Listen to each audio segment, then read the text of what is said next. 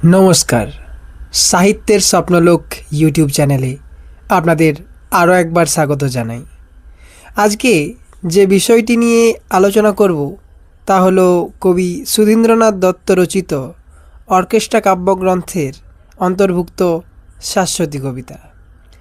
যারা এই কবিতাটির বিষয়বস্তু সম্পর্কে অবহিত হতে আগ্রহী তাদেরকে ভিডিওটির অন্তিম পর্যায় পর্যন্ত থাকতে বলব।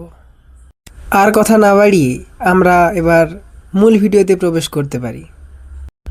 সে ভুলে ভুলুক কোটি মন্বন্তরে, আমি ভুলিব না, আমি কভু ভুলিব না। এই লাইনটি আমাদের মনে করিয়ে দেয় কবি সুধীন্দ্রনাথ দত্তের কথা। সুধীন্দ্রনাথ দত্ত, যাকে আধুনিক বাংলা কাব্যের ক্লাসিক কবি বলা হয়, তার অন্যতম শ্রেষ্ঠ কবিতা শাশ্বতীর অন্তিম দুটি লাইন আমি একটু আগেই বললাম। এই কবিতার মধ্যে প্রেম ভাবনা ফুটে উঠেছে, তাই এই কবিতাটিকে চিরন্তন প্রেমের কবিতায় আখ্যায়িতও করা হয়। চতুর্থ দশকের কবিদের মধ্যে সুধীন্দ্রনাথ দত্ত অন্যতম এবং তাকে আমরা শ্রেষ্ঠ আসনও দিতে পারি। কারণ যখন কল্লোল যুগের কবিগোষ্ঠীর আবির্ভাব ঘটে তখন সুধীন্দ্রনাথ দত্তও তাদের মধ্যস্থ একজন কবি। সুধীন্দ্রনাথ দত্ত যখন কবিতা লিখছেন তখন বাংলা সাহিত্যে অন্যান্য কবিদের মতোই তার প্রতিভাও আকাশচুম্বী হয়েছিল, কিন্তু সেটা ক্ষণিকের। ক্ষণবাদী কবির অভিধায় অভিহিতও করা হয় সুধীন্দ্রনাথ দত্তকে। তার কবিতা বাঙালি পাঠকের কাছে নতুন এবং আকর্ষণীয় হয়ে উঠতে থাকে। বাঙালি পাঠক যে রূপটা চান তিনি সেই রূপেই কবিতাগুলিকে তাদের জন্য সাজিয়ে দিতে পারতেন। সুধীন্দ্রনাথ দত্তের একটি বৈশিষ্ট্য হলো তিনি বা তার কবিতায় ধ্রুপদী নিষ্ঠা, অপ্রচলিত তৎসম ও সংস্কৃত শব্দাবলীর ব্যবহার যেমনটা করেছেন, তেমন তিনি শব্দের মাধ্যমে বা নতুন শব্দ সৃষ্টির মাধ্যমে পাঠকদের হৃদয়ে প্রবেশ করে তাদের কল্পনাতীত আলোকে নতুন নতুন চিত্র এবং তিনি যা শব্দাবলী কবিতায় ব্যবহার করছেন তা পাঠকদের মস্তিষ্কে চিত্রায়িত করতে পারতেন। এছাড়াও তিনি যখন পরিচয় পত্রিকা সম্পাদনা করছেন তার পেছনের উদ্দেশ্য অন্যতম এবং আকর্ষণীয়। সেই উদ্দেশ্যটি হলো পত্রিকার দ্বারা আমাদের বাঙালি পাঠকের কাছে ইংরেজি কবিতা এবং ইংরেজি কবিদের পরিচয় দেওয়া। তাছাড়াও তার বিশেষ একটি কারণ রয়েছে, তা হলো তিনি ফরাসি এবং জার্মানি কবিদের রচনার পরিচয়ও দিতে চেয়েছিলেন। আসলে ফরাসি কবি মালারমের প্রতি এবং মালারমের অনুগামীদের প্রতি তিনি আকর্ষিত হয়েছিলেন এবং তাদের কাব্যাদর্শন এবং তত্ত্বাংশের ছাপও সুধীন্দ্রনাথ দত্তের কবিতায় পরিলক্ষিত হয়। সুধীন্দ্রনাথ দত্তের জন্ম পরিচয়ে আমরা বলতে পারি তিনি 1901 খ্রিস্টাব্দে জন্মগ্রহণ করেন। তার প্রথম কাব্যগ্রন্থ যখন তন্নি প্রকাশিত হচ্ছে তখন 1930, অর্থাৎ সুধীন্দ্রনাথ দত্তের বয়স তখন 29। তার কবিতার মূলত ভাবটি হলো ব্যঞ্জনা প্রধান ও প্রতীকধর্মী কবিতা রচনা। ফরাসি কবি মালারমের কাব্যদর্শন তাকে এই কারণেই আকৃষ্ট করেছিল যে ফরাসি কবিতা কোনোদিনই ইংরেজি কবিতার মতো রোম্যান্টিকতার ছোঁয়াটুকু তার মধ্যে ছিল না। তার মধ্যে ভাবাবেগ ছিল কিন্তু শক্তি ছিল না। এই রোম্যান্টিকতা এনে দিতে গিয়ে আধুনিক কবিরা বা ফরাসি কবিরাই কবিতার মূল যে বিষয়টি ভাব অর্থাৎ প্রবাহমানতা তাকে ব্যাঘাত ঘটালো। সেই কারণেই তাদের অন্যতম লক্ষ্য হলো যে সেই প্রবাহমানতাকে ফিরিয়ে আনতে ব্যঞ্জনার দ্বারা তারা এমন শব্দ চয়ন করবেন বা এমন শব্দ নির্বাচন করবেন যার দ্বারা বাস্তবকে অতিক্রম করে অতিমর্ত স্তরে উত্তীর্ণ হয় কবির কবিতা। এভাবেই কবিতার শব্দ, ভাব, চিত্রকল্প পাঠকের হৃদয়ে প্রবিষ্ট হয়ে পুনর্গঠিত হয়ে উঠবে। তাই সুধীন্দ্রনাথ দত্তের কবিতায় ফরাসি কবি মালারমের স্পষ্টতর ছাপ।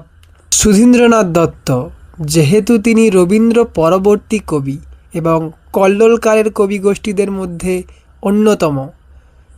তাই তার কবিতায় রবীন্দ্রনাথের ছাপ আমরা দেখতে পাই না। তিনি রবীন্দ্র বিরোধিতাও যেমন করেননি, রবীন্দ্রনাথের কবিতার অনুসরণও করেননি। তার প্রথম কাব্যগ্রন্থ অর্থাৎ তন্বী যখন প্রকাশিত হচ্ছে, তখন তাতে আমরা কবির প্রথম রচনার প্রয়াস পরিলক্ষিত হতে দেখতে পাই। কিন্তু পরবর্তী কাব্য যখন লিখছেন, তখন সময়কালটা অনেক বদলে গেছে। তখন সময়কাল 1929 থেকে 1932 সাল। সেই সালের মধ্যে লেখা হচ্ছে কবির দ্বিতীয় কাব্যগ্রন্থ অর্কেস্ট্রা কাব্যগ্রন্থের কবিতা। এই অর্কেস্ট্রা কাব্যগ্রন্থের কবিতার অন্যতম একটি কবিতা শাশ্বতী, যাকে চিরন্তন প্রেমের কবিতায় অভিহিত করা হয়, এবং তাই আমাদের আজকের আলোচ্য বিষয়। কবিতাতে যাওয়ার পূর্বে কয়েকটি কথা এই কবিতার সম্পর্কে বলে রাখি। এই কবিতাটি 1929 থেকে 1932 সালের মধ্যে লেখা তো বটেই, কিন্তু কবি জীবনের কয়েকটি অধ্যায়ের সঙ্গেও এই কবিতাটি যুক্ত হয়ে রয়েছে। মনে করা হয় যে কবি জীবনের সাথে ওতপ্রোতভাবে কবির এই কবিতাটি জড়িয়ে রয়েছে, কারণ 1929 সালের ফেব্রুয়ারি থেকে ডিসেম্বর পর্যন্ত কবি বিদেশ যাত্রায় প্রথম বেরিয়েছিলেন।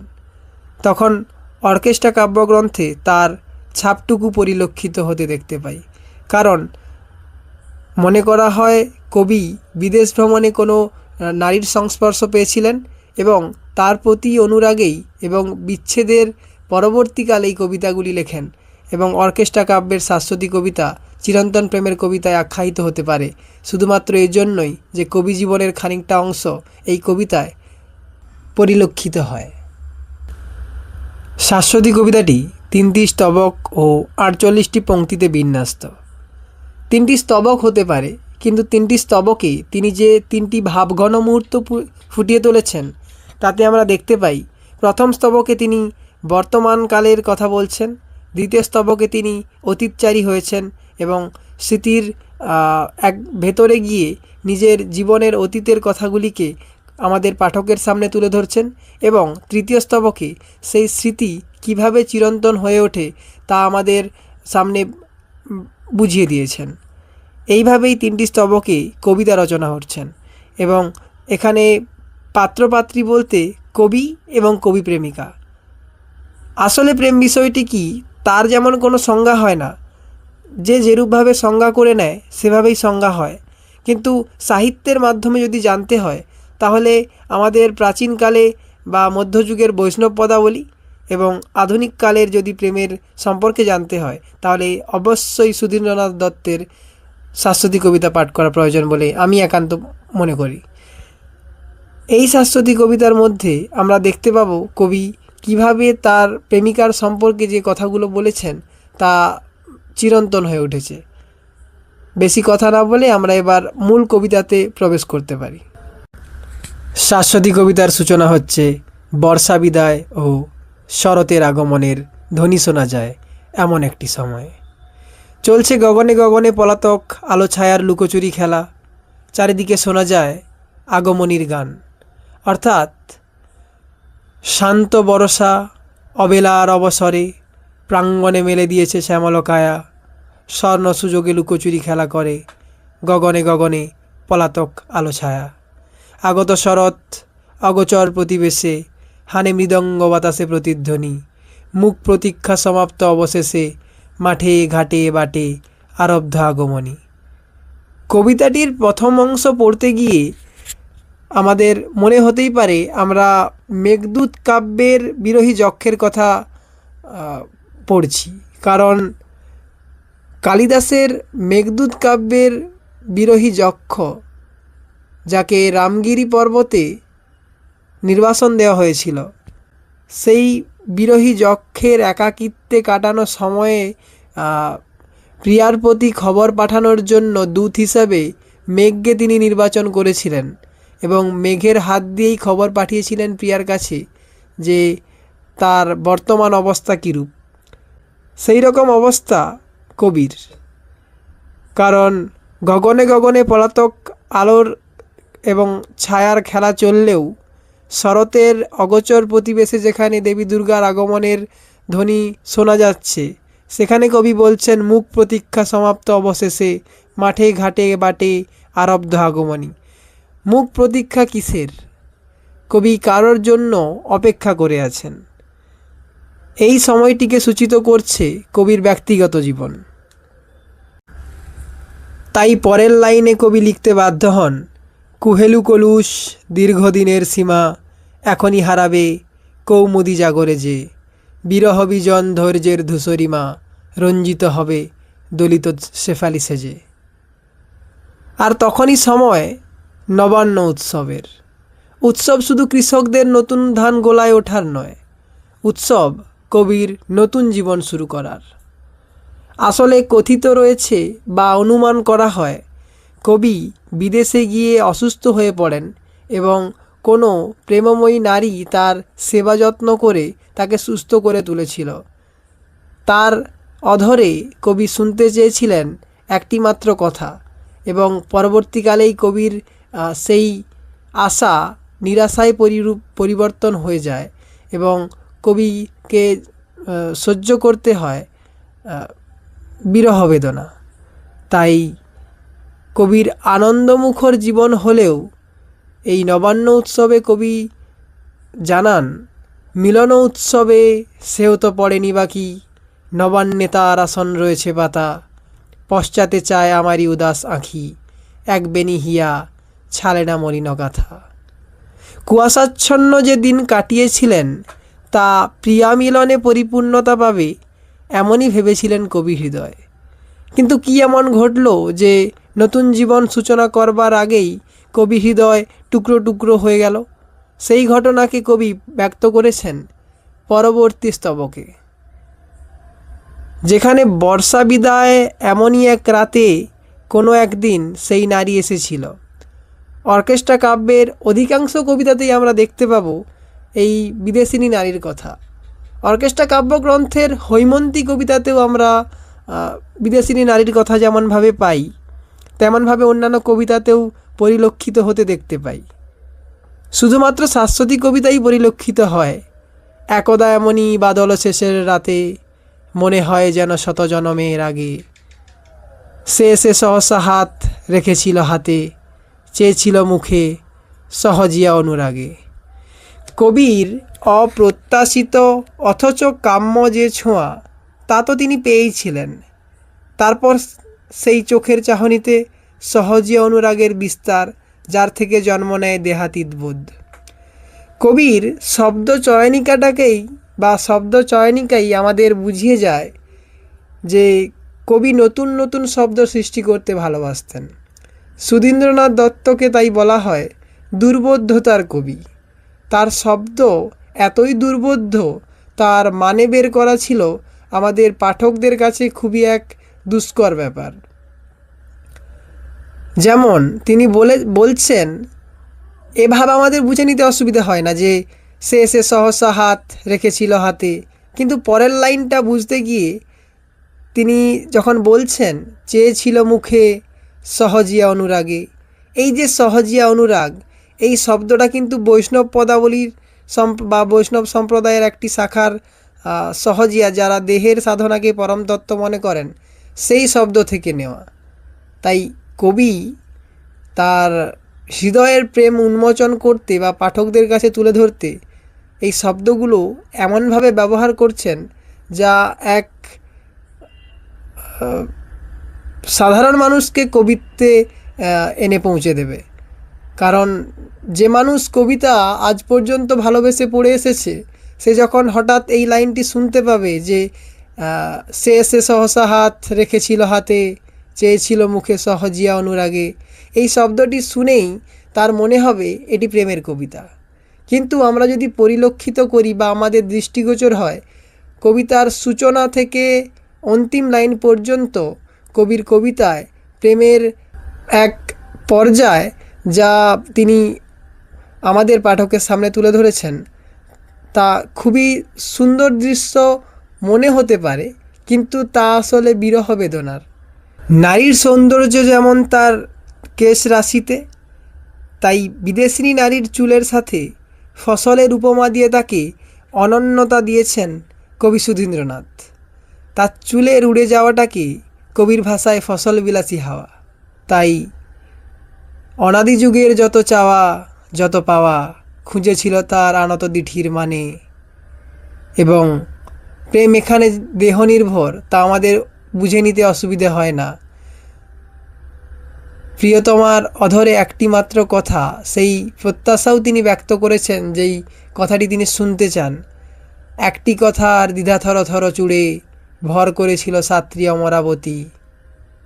আসলে প্রেমিক প্রেমিকার সম্মতিতেই সম্পর্ক এগিয়ে যায়, তার অন্যথা হলে বিচ্ছেদের পথ অবারিত হয়, অর্থাৎ শেষ পর্যন্ত স্বপ্ন ভঙ্গ হয়, আশা পূরণ হয় না। একটি পণের অমিত প্রগল্ভতা মর্তে আনিল ধ্রুব তারকারে ধরে। কিন্তু আমাদের মনে হয় যে একটি পণের অমিত প্রগল্ভতা মর্তে কিভাবে ধ্রুব তারকারে ধরে আনতে পারে? ধরে আনতে তো পারেই না। তাই একটি স্মৃতির মানসী দুর্বলতা প্রলয়ের পথ ছেড়ে দিল অকাতরে। পরম প্রাপ্তির মুহূর্তে কবিকে মেনে নিতে হচ্ছে বিচ্ছেদ।